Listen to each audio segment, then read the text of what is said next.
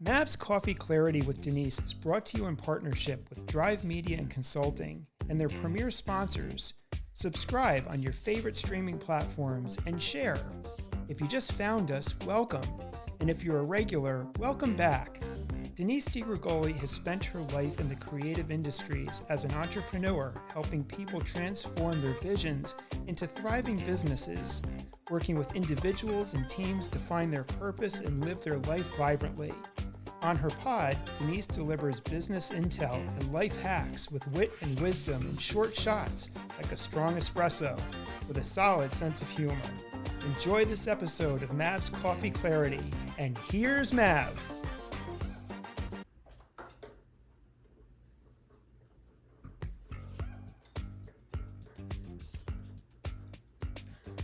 Welcome, my friends. You are on Mav's Coffee Clarity with Denise DiGrigoli. We're filming live this week from Sheffield, Massachusetts. You know me, every week we're on Spilling the Beans with some fascinating guests, mavericks in their own right. We're talking about love, life, and work. And who doesn't need that? We're spilling the beans on fascinating ideas, concepts, business intel, and life hacks designed to move you forward. Listen, we're busy though. We do it in short formats. 18 minutes, 27:36, and today is no different. I have got a fascinating guest in the studio. You know, the world of art restoration is such a unique world.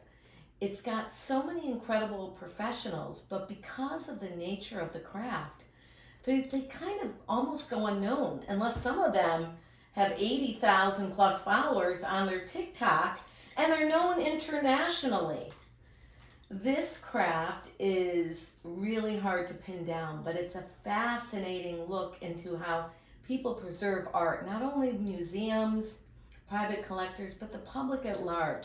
And we're really very fortunate to have someone here today to share his maverick wisdom on the art of fine art restoration. Welcome to the pod, Mr. Troy Amuso. Thank you, Denise. How are you today? Oh, I'm pretty good, thanks. I'm always pretty good. I got a strong cup of coffee here. Glad to have you in my most colorful studio here in Sheffield, Mass. And I was doing a little research about the fine art world, and boy, you guys go under the wire. You're from everywhere from large institutions to your own boutique studio. And I know you have your own boutique studios now. Tell us about your world in fine art restoration and how'd you get into it? I mean, it's complex, it's got layers, it's got depth, it's got paint, it's got textures. It's got a lot, and that's one of the aspects of it that I really enjoy the most. Is the art world is a huge world. And So you don't know every artist? I don't know every artist. You haven't worked on every famous painting? I have not. But I do know from doing research about you, you started off, at 14, 16? I started off at 14 years old. I was very fortunate to get a job working for a very highly respected Dutch art conservator. Named Jan Vanderviver. Were you in Holland at this time? I was not in Holland, no. You weren't in Holland? No, I was actually in New York. Okay. And he needed somebody to just keep his studio in order, something I completely understand today. So you were sweeping the floors for your friends? I was sweeping the floors and kind of keeping all of his paints and all his materials in order when I first started with him. Wow. And then I went on to learn things from him. So watching a master like Jan work as a kid, completely new to the field, but very interested in art, was fascinating to me. It was absolutely I was hooked from the beginning. And I was reading deeply into some of the information you submitted, thank you, that one of your first paintings was a Turner or a Rembrandt, like at 16. What is happening? Seriously. Is this a farce? It's a pretty crazy story. It's something I feel so fortunate to have had that experience. I mean, so you're working on a multi-million-dollar painting as a kid? I was not working on the painting at that time. Okay. So, but let's clear up any rumors. So, let's clear up. Let's not. So what were you doing with the painting? So what I was doing is I was coming in after school. I was high school, and I was walking in. You get that, my friends? Work ethic starts early. Okay, we like that. Absolutely. Mavs Coffee, we get up at 5 over here. Go ahead. You're working on the Turner. Was it at 5 a.m.? Well, no, it was not at 5 a.m. Okay. But just imagine, I'm a kid. I'm interested in art. I get this job working for this highly recognized art conservator who's working on major paintings, like major Smithsonian major Metropolitan Museum of Art paintings. Whoa. Turner's, Rembrandt's. Did you know that going Monet's. in? You're working with a guy that works for the Met? I knew a little bit, but again, you got to keep it in perspective. Looking back at it now, all these years later, you know, when you step back to, I was 14. I was a kid. I was studying art in high school. Yeah, I mean, you certainly didn't have your nose buried in like a handheld game. No, of course they didn't exist in those days. So what year are we in right now? But we were in 1976, 1977. Very patriotic year, I might add. But go ahead. Come on, you knew you were coming out, Mavs Coffee Clarity. We were going to infuse it with a little humor here. Listen, it's good. The art conservation world needs a little humor. That's right. You guys can be a little uptight. I got to loosen you up. You know, we're held responsible for the care of sometimes some major paintings, and not only major paintings for museum and high level collectors and investors, but we're held responsible for paintings that are irreplaceable to families. You know, I do a lot of work not only on all that great high museum quality stuff, but I'm also working on estate work and paintings and portraits of, you know, 3 generations back, where that's an irreplaceable. It may not be worth much to the world, but it means everything to the family that owns it. So it is. It's a lot of stories in those paintings. A lot of stories in all old paintings. So let's go back. So now you're in Jan's studio, and I just want to get back to what I read. And you're working on, was it a Rembrandt or a Turner? And you didn't know. Yeah, so the first major painting I was gifted the opportunity to put my hands on was a Turner painting. Wow. And I had been working in Jan's studio probably about 3 years at that point. And so you're still a baby. I'm still a kid. I'm still in high school. I mean, I just look at anything that when I was in high school, I was still a kid. Yeah. And Jan had done restorative work on this painting, and it needed to go back in its frame. And he handed me the painting, and he said, "Don't F it up." He came over to.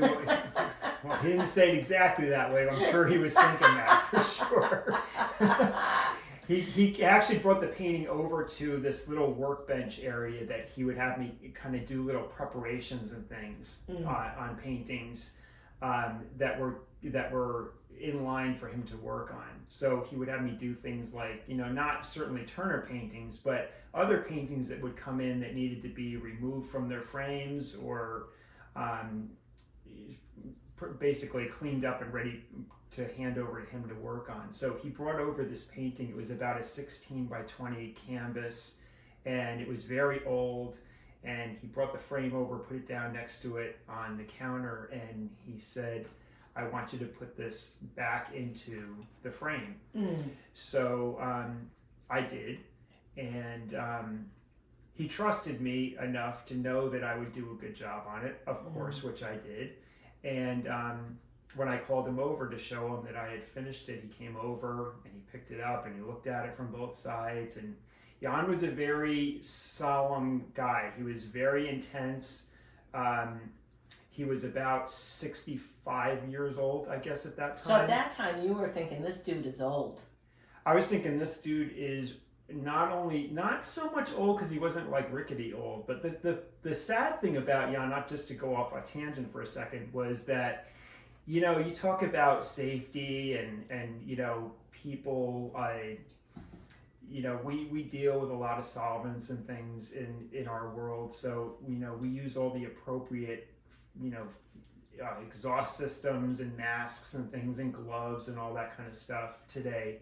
But Jan, you know, had spent years in closed quarter studios and things, and so he was old, but he also had some health issues at that point, probably from the years and years of doing the work. Right, there was no regulations back then. There was no safety, no protocols. Nothing. Just like, screw it, you're in the studio and you're focused on art. Yeah. And as an artist, I guess you probably could get lost in that, or a restorer. Yeah, you're not really thinking about. I have to remind myself sometimes, but one thing about Jan was his presence was very strong, and so he had a presence without saying a word. Absolutely, very much so, and so I knew I had to do a good job, and I knew if he gave it to me and trusted me to do it that was just a huge. So what did he say with tip of the hat? So he looked at the painting and he nodded his head. And he said, "You did a great job." He said, "Now, do you know what this is?" And I said, "No." He said, "This is a Turner painting." And I was taken back. I was like, "Oh my God." And he said, "I purposely didn't tell you that when I gave it to you because I didn't want you to be nervous, but I knew that you would do a good job on it." I might have needed a diaper at that point. That was the first nod to me. It seems like maybe a big story to some people, and it was certainly a big story to me, but as insignificant as it was also extremely significant to me personally, even at that age. Right. Sounds like it still is a little bit. Kicked off your career. I think about it all the time, literally. Did you have the bug back then from that experience, or were you already in the bug? I'll never forget, I'll tell you a quick story. We'll never forget the time that a client brought a painting into Jan. She was a collector, and she had this painting stored in their attic. Now, I tell stories about how you're not supposed to, store paintings in attics and things, but I won't go off on that tangent right now. Well, that might be sequel number 2. Fine. Anyway, this was a very old painting. It was probably, I would say, it was probably an 18th century, early 18th century painting. It was a canvas that was about 40 by 60. Oh, so that's quite big. It was a large painting, but she brought it in a box. Pieces? In pieces. Wow, like a puzzle. The painting had deteriorated so much that when they tried to move it out of their house to bring it to him to restore, it literally fell apart. So I will never forget watching him spend months of restoring this painting and relining it, putting it back together, and repairing all the tears. This is beyond my conception of patience. Yeah. Well, I mean, come on, you guys in this world have got to have crazy patience. Is that true? Well, yeah. I don't see duct tape anywhere in your future. No, there's no duct tape, but it's a methodical process, and once you understand the process, once you understand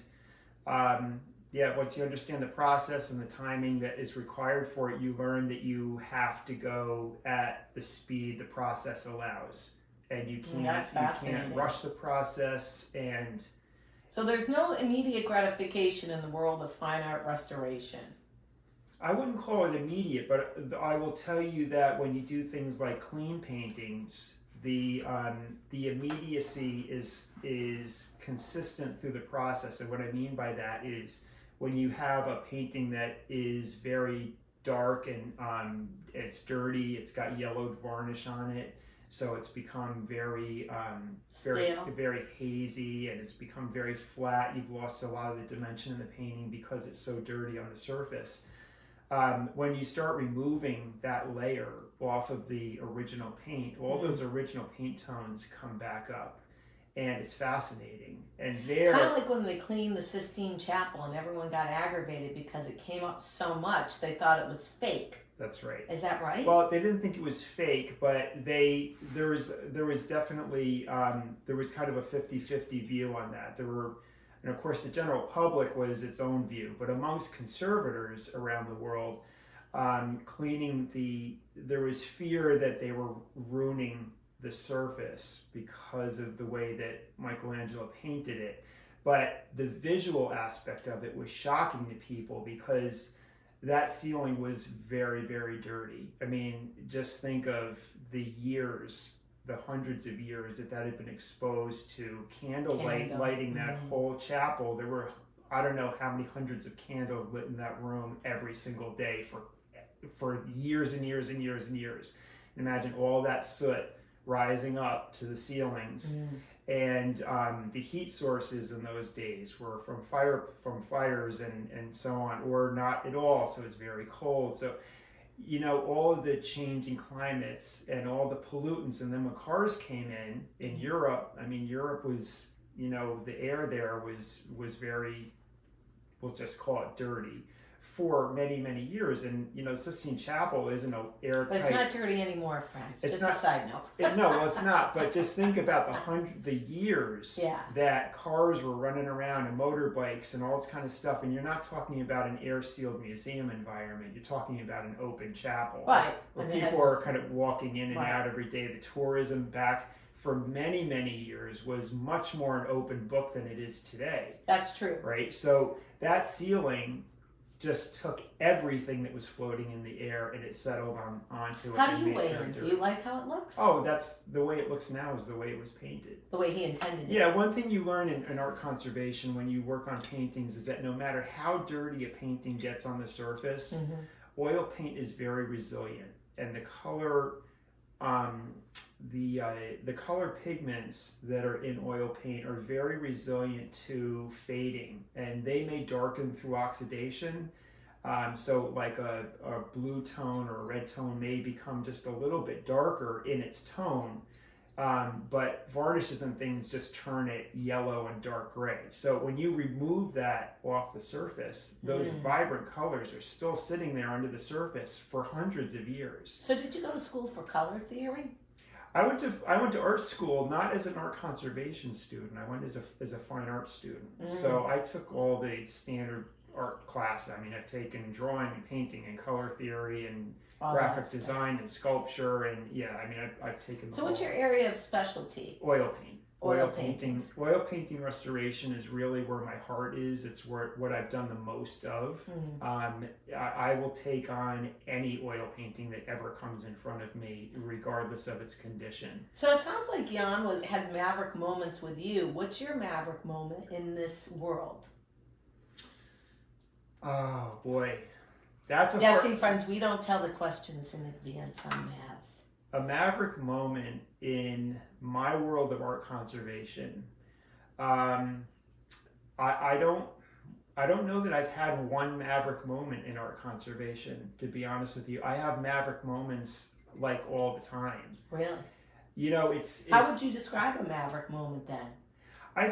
For me, I think like one maverick moment would be, I think, when I went on my own and and went out into business on my own. And I spent years working for other studios and what did it take to go out on your own? Because we love to spill the beans so people listening in can see through your insights whether they're going into art restoration or a local ice cream stand. Like, what does it take to jump? I think when you jump, and jumping is nerve-wracking. I remember jumping explicitly like it was yesterday, and it's 25 years ago, 26 years ago. You mean? Thank you. Okay. But I think that everybody that comes on Mavs Coffee Clarity ultimately just looks young. It's just being here. Yeah, right. Yes, exactly. It's a youthful environment. I'm sure. Of course. That's a given for sure. This is the fountain of youth, my friends. Join to sign up and come on. You'll see how young you look. Okay, go ahead. I'm sorry. There's business in everything, right? So I think when you choose what you want to do for your career. But what if you don't know? Well, that's a whole nother story. That's another sequel? I think that's another sequel. Okay. Not to control the podcast. Yeah, but, please. But I think that's a whole nother story. Once you figure out what you want to do, it's easier to take it from that point on. All right, let's go from there. So I think once you figure out what it is that you want to do, you have to learn to trust and have faith in yourself. I think that's really the key. It's something that's to spill the beans. Have faith in yourself. I'm sure there's days, I'll speak for myself, where you're really gung-ho and then like something will creep in and you don't have faith in yourself. So how do you keep it going for you? I keep it going in a number of different ways. Personally, I like to live a healthy lifestyle. I like to eat healthy. I try to work out a minimum of 5 days a week. So and I do that in the gym. I've done a ton of cycling in my days. And pro cycling? Well, I did a lot of road racing in my younger years. I did a little bit of masters racing in my later years. But most of my racing was when I was younger.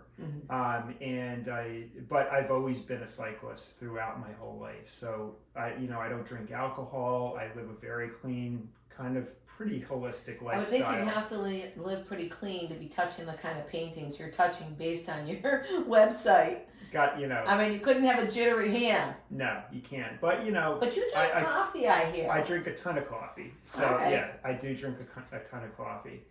But I think just the other thing about having faith in yourself is, I think almost no matter what you do, if you love it. I love going to work every day. I love what I do. I feel very, very fortunate to do what I do every day. Right.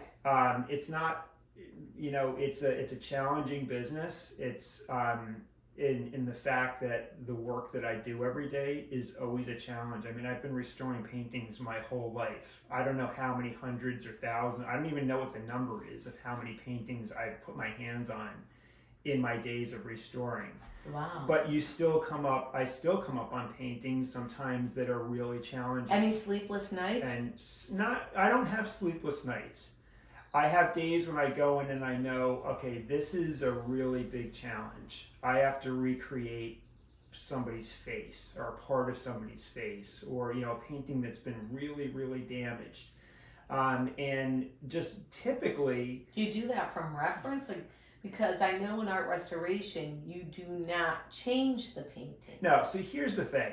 In art restoration, the key is we're working with the artist's original work. Right. And that is the steadfast rule of proper restoration, is to never change a painting, never add anything into a painting. But don't add a dog. If you think, the dog should have longer fur, you don't make the dog, you don't go in with paint and paint more fur on the dog. Yeah. You don't change the color of the sky because you think it could have been bluer. You don't add do that. Add a little more smoke to the smokestack. No, you don't do that. No. But people have done that to paintings, and I have to undo that more often than I would like to. Wow. Because to me, it keeps you in business. Well, that's one part of it, but from a pure conservation standpoint and as a respect to an artist standpoint, over the year, when you have a painting that's 80 years, 100 years, 200 years, or 300 years old, it's been through many hands through its life, no matter what the painting is, where it's from, what museums it's been in or out of. There's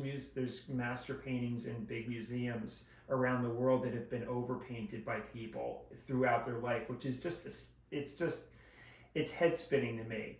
They just took the background off of a Vermeer painting that had been completely covered over. There was a whole scene happening on the wall that somebody had taken paint and just covered it all on a Vermeer painting. Was this like a painting found at a tag sale? Who did this? No, it was in a museum. And wow. It was. And the museum bought it and didn't even know.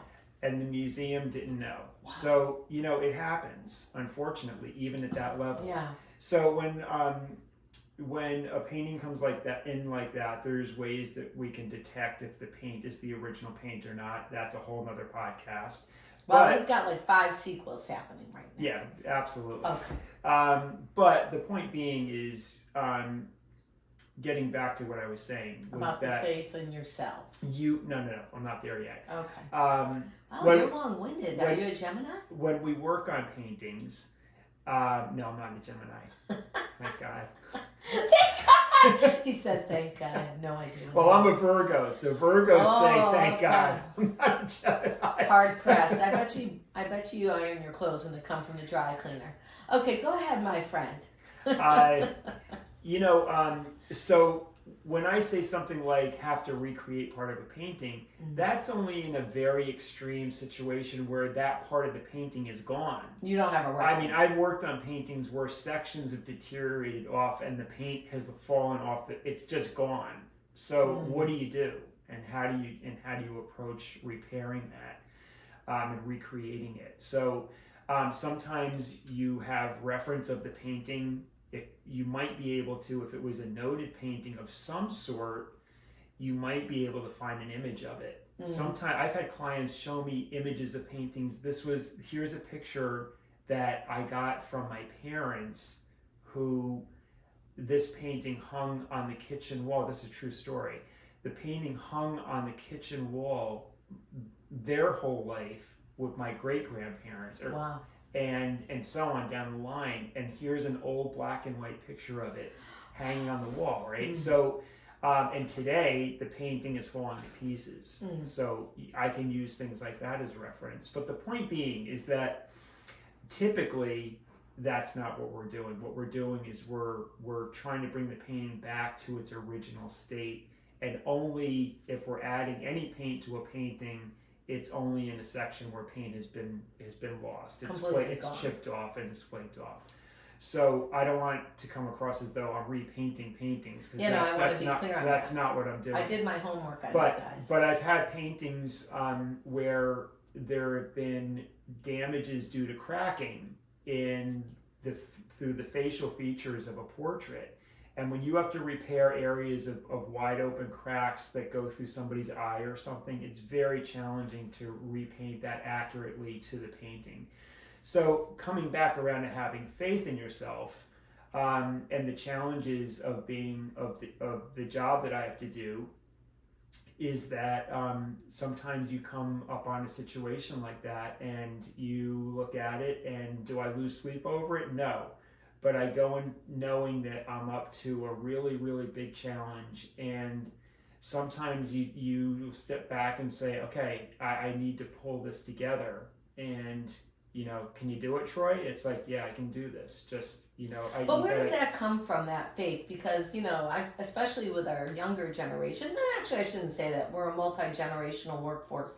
I interview so many people, and so many people have moments where they find their confidence. Like, we're not just born with it. And if we are just born with it, life experiences ebb and flow us. So we lose it. It's stronger sometimes more so than it is others. Like, what is it about you? Were you always independently strong and faithful? Or, this is a pretty meticulous career. Like, you cannot F it up.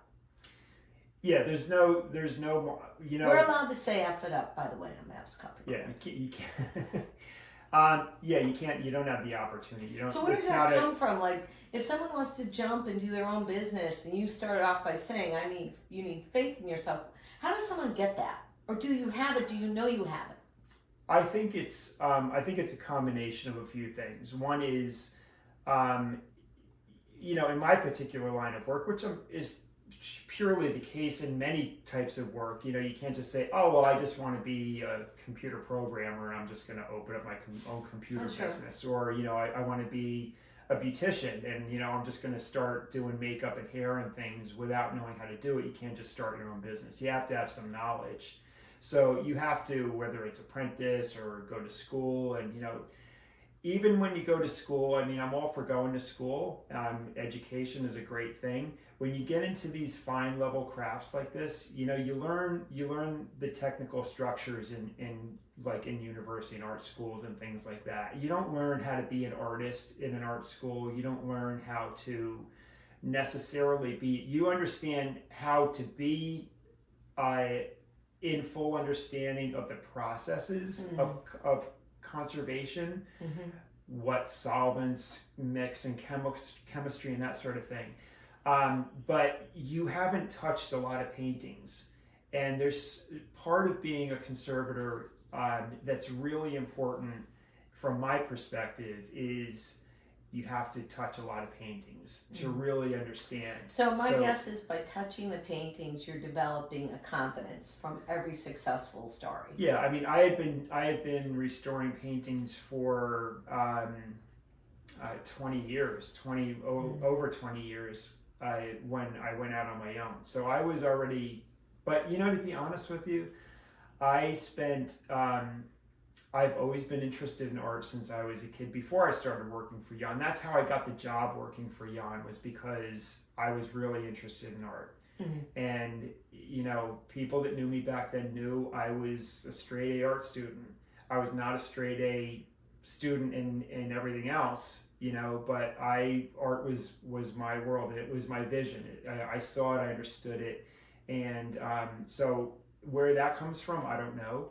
But I always had a confidence of, I'm kind of a fixer kind of guy too. I love figuring out how to resolve issues with things structurally, and it's always come very easy to me. Rumor has it you're pretty good at renovating houses too. I've always said, if I didn't make it in the art conservation business, I could always build houses, because I could build a house. It's so.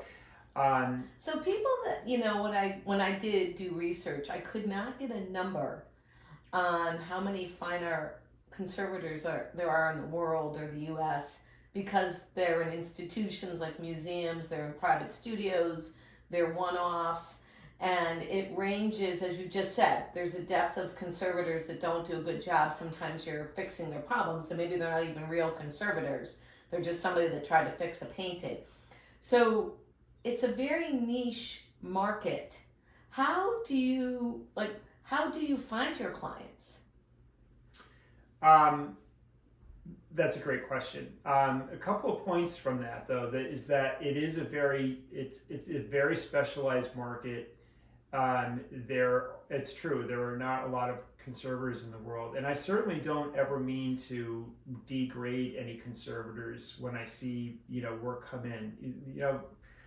I'm a pretty laid back guy. What I do is a very high level type of work, and it can have its bit of what I don't agree with, but it can have a little bit of a snootiness around it. Snooty? You don't seem snooty at all to me. I don't. Your wife might be snooty. I don't know. And I don't even like to say that, but look, it's a funny world. I believe that art is art. It's a creative thing. There's not a perfect answer to creating a painting. It's a pretty wide open world. So I approach art conservation in the same way. So how I think one way that helps me get clients is first of all, I have a lot of experience. I'm very confident in what I do, and I'm also very approachable. And I'm very, very transparent. So when I'm talking to a client about a painting, if I see a painting's been worked on and it went through the wrong hands through its time, and there's issues with it, I'm very open about it. Whether I think the client wants to hear that or not, I'll tell them exactly what the situation is on a painting and what it needs to have. So you spend a lot of time in education. I educate every client I work with, regardless of who they are. Does that mean you're long-winded? I don't know that I'm long-winded, but I'm certainly thorough. But you have to be. Yeah. There's a statement that you might probably be familiar with. Just being around the business world, and a lot of there's that saying that says finished is better than perfect, and I always. Done is better than perfect. Done is better than perfect. Good is better than perfect. In my world, none of that applies. You're like, that's Buckus, throw it out. It is. It's Buckus. In my world, it's Buckus. Wow. It needs to be right. And good thing you're a Virgo, kind of aligns, the stars align with that theory. Well, it does work in we do not endorse horoscopes here on that. It works in my favor. But if you're restoring a painting and you are working on a critical part of a painting, mm-hmm. It can't be anything less than close to as perfect as possible. If you're cleaning a painting, you can erase a painting off a canvas if you do it in the wrong way. So it's really important to do it correct or don't do it. So, well, you know what? This is like the depth of this conversation, and no pun intended, could go to 5 sequels. But what you've done is you've uncovered this unique craft that not a lot of people even know what it is. Where are we going to find out more about you? Well, you can find out more about me a couple of ways. You can go on to our website, troyfineartservices.com, which is troyfineart.com. Right. I'm sorry. I should know that myself. You can check me out on Instagram at troyfineart. You'll see a ton of work that I've done there.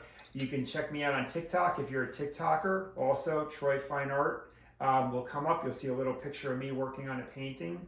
And I've got a whole ton of cool videos there as well. Okay, so I love how we're going to close this with like be approachable and be relevant. How can you help someone spill the beans? What makes you approachable? I think just being good-hearted, be open, be friendly, be kind, be engaging, be honest, stick to your word, do what you say you're going to do. All really important. There you go, my friends. Good character goes a long way. Good character. Well, I've been in good character today with the maestro, master conservator, Troy Fine Art Services. Thank you, my friends. Peace out. Mav has got to get back to work. Hey, my friends, that was an incredible episode with Troy Amuso, the fine art restorer. Don't forget to tune in for his part 2, where he talks about trusting ourselves and how to make valuable collaborations and partnerships and move business forward no matter what the twists and turns are, learning all the way. Peace out, my friends. Mav's got to get back to work, but I can't wait to see you on Mav's Coffee Clarity with Denise. Hey, it's Denise over at Mav's Coffee Clarity. Did you know we offer an insider bi-weekly brew delivered right to your inbox? We don't spam, but listen, it's got great insider tips, life hacks, and business intel you can use, fresh ideas, creative ideas to move forward. Visit DeniseDiGregoli.com and sign up today. I promise we don't sell your data, we don't share your data, we just talk to you via your email. Peace out, my friends. Mav's got to get back to work. I hope you're listening to the Mav's Coffee Clarity with Denise. Find us wherever you listen to your favorite pods.